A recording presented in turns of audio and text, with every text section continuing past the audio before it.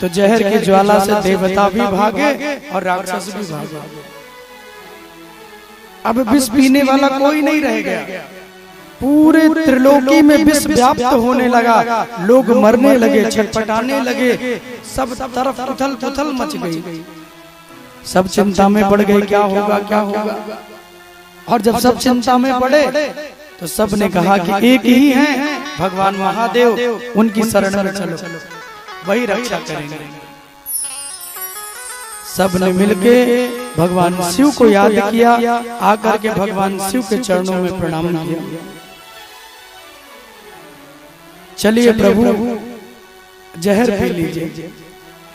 पार्वती जी मिल गई तो पार्वती जी ने कहा कि देवताओं ये क्या लेके आए हो हाथ में। देवताओं ने कहा कि माता जी हम लोगों ने संकल्प किया था कि जब हम समुद्र मंथन करेंगे तो जो भी पहली वस्तु निकलेगी वो भगवान शंकर को गिफ्ट कर देंगे। पार्वती जी ने कहा तो क्या लाए हो? अमृत। बोले देवी अमृत तो निकला ही नहीं, निकला तो जहर लेके आ गया। पार्वती जी ने कहा जाओ, नहीं तो तुम्हारी खैर नहीं। अमृत निकलता तो एक देवता देने ना आते, और जहर निकलो तो भगवान को पिलाने के लिए आ गया। बाबा नहीं पिएंगे, लेकिन भगवान तो बड़े दयालु हैं। शंकर जी के दयालुता का कितना वर्णन करूं मेरे भाई बहन। ठाकुर जी नारायण का ध्यान करते हुए भगवान शंकर आए और कहा कि हे देवी, देवताओं पे जो परिस्थिति हुई है वो जहर के कारण हुई है, इसलिए जहर का पान मैं करूंगा। नीलकंठधारी भगवान शिव शंकर आए, अंजलि लगा के बाबा विष को पीने लगे, और जितना भी विष निकला भगवान शंकर ने विष को अपने कंठ पे रोक लिया। सुखदेव जी कहते हैं कि ना तो हृदय में उतारा और ना तो मुख में रखा, भगवान ने उसे कंठ पे रखा।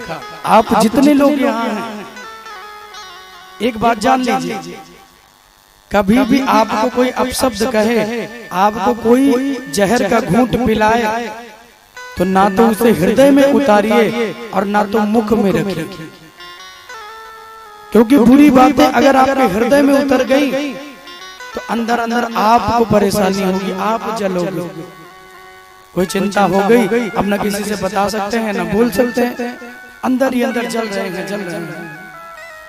अगर मुख में रख लिया तो परिवार में बोलोगे, समाज में बोलोगे तो परिवार जलेगा, समाज जलेगा। इसलिए बाबा कहते हैं कोई तुम्हें विष का घूंट पिलाए तो तुम ना तो मुख में रखो, ना हृदय में उतारो, उसे कंठ पे रख लीजिए। न समाज परिवार जलेगा, ना आप जलोगे। कितनी सुंदर शिक्षा भगवान शिव हमें जीवन में देते हैं। बाबा ने कंठ पे रख लिया, कंठ नीला पड़ गया। बोले नीलकंठ महादेव की जय, हर हर महादेव। सब ने भगवान शंकर की खूब जय जयकार की। भगवान शिव के चरणों में सबने खूब प्रणाम किया, और दोबारा से मंथन प्रारंभ हुआ। और जब दोबारा मंथन प्रारंभ हुआ तो जितने भी रत्न निकलने लगे उन सभी रत्नों को आपस में बांटा जाने लगा। उच्चैश्रवा घोड़ा निकला तो राजा बलि को दे दिया गया, ऐरावत हाथी निकली तो इंद्र को दिया गया, कल्प वृक्ष निकला तो इंद्र को मिला। और उसी समुद्र मंथन के 14 रत्नों में लक्ष्मी जी भी निकली। अब लक्ष्मी जी प्रकट हुई तो सब दौड़े ब्याह करने के लिए, हम करेंगे हम करेंगे, इतनी सुंदर देवी है। लक्ष्मी जी ने कहा भाई थोड़ा रुको तो, अब मेरी जैसे इच्छा होगी मैं करूंगा, कि जिसको इच्छा होगी वो मुझसे करेगा, विवाह तो मुझे करना है। तो लक्ष्मी जी ने कहा मेरी इच्छा तो कोई पूछ ही नहीं रहा, तुम कह रहे हो तुम करोगे, तुम कह रहे हो तुम करोगे। और तब भगवान नारायण वहीं पधारे, और नारायण को देख के लक्ष्मी जी ने कहा मेरे प्रियतम तो यही हैं, और माला ले जाके भगवान के गले में डाल दी। बोले लक्ष्मी नारायण भगवान की जय हो। तो लक्ष्मी जी का भी वहां वरण हो गया। कथाओं से कथाएं बहुत होती हैं किसी ने कहा कि भाई लक्ष्मी क्यों प्रकट हुई, तो कहा कि सबका विवाह सबने देख लिया, लेकिन नारायण और लक्ष्मी का विवाह कब हुआ किसी ने देखा नहीं। तो पार्वती जी एक दिन लक्ष्मी जी से बोल पड़ी कि सब देवियां कहती हैं कि लक्ष्मी जी का विवाह पता नहीं कब हो गया, हमने देखा ही नहीं। तो लक्ष्मी ने भगवान से कहा कि प्रभु हमारा माल्यार्पण तो हुआ ही नहीं, किसी ने देखा ही नहीं। भगवान ने कहा कि देवी जब मंथन होगा तो जाके समुद्र से प्रकट हो जाना, सबके सामने लाके माला पहना देना, सब देख लेंगे तुम्हारा विवाह। तो संतों ने कहा कि लक्ष्मी जी आई, भगवान को वरण किया। धन्वंतरी जी महाराज अनेक जड़ी बूटियां लेके निकले और अमृत का कलश लेके भी पधारे। अब जिसके लिए इतना मेहनत हो रही थी वो सबसे बाद में निकला।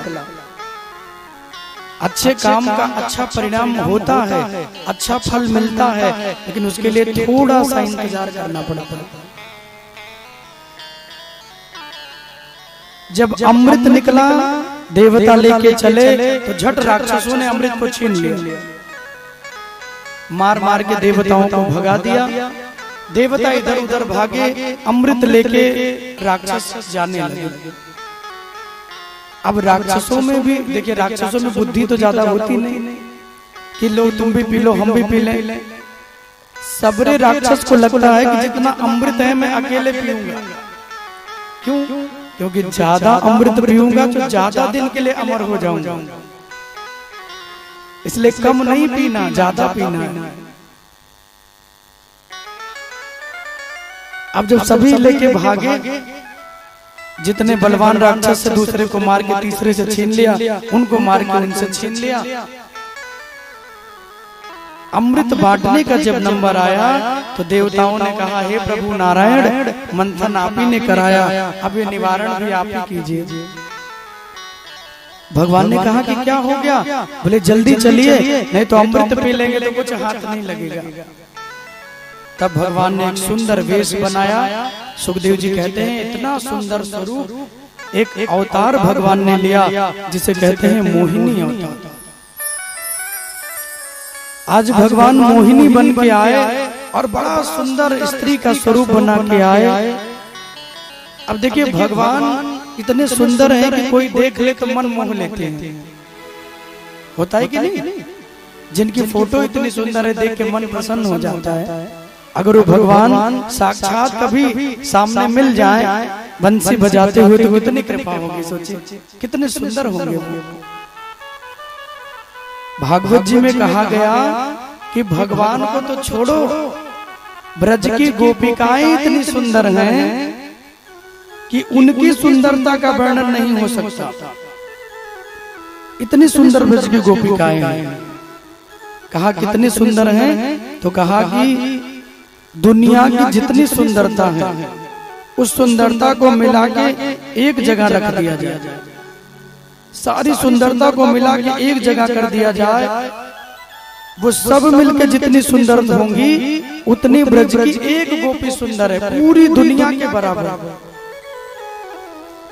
और जितनी ब्रज की गोपिकाएं सुंदर हैं उन सब की सुंदरता को एक जगह रख दिया जाए तो वहां से भगवान की सुंदरता प्रारंभ होती है। वो अंत कहाँ होगी ये तो हम भी नहीं जानते। हाँ, ताली बजा लीजिए। वहां से भगवान की सुंदरता प्रारंभ होती है। इतने सुंदर कि वंशी विभूषित करान्नवनीरदा पीतांबरा धरुण बिंब फलाधरोष्ठा कि पूर्णेन्दु सुंदर मुखाधर विंद्र नेत्रा कृष्णात् परम किमपि तत्त्वम् अहम न जाने। इतने प्यारे भगवान हैं। कम वा दयालु शरणम ब्रजेम, कितना वर्णन करूं, वाणी से उतना कम है। सुखदेव जी कहते हैं भगवान मोहिनी बन के आए और जब मोहिनी स्वरूप भगवान ने लिया तो हर किसी के मन को भगवान मोहने लगे। जिस मार्ग पे राक्षस लोग अमृत को लेके भाग रहे थे, भगवान उसी मार्ग से जाने लगे। स्त्री का वेश भगवान ने बनाया, बहुत सुंदर श्रृंगार किया है, प्रभु ने साड़ी पहनी है, बड़े प्यारे लग रहे हैं हमारे प्रभु जी।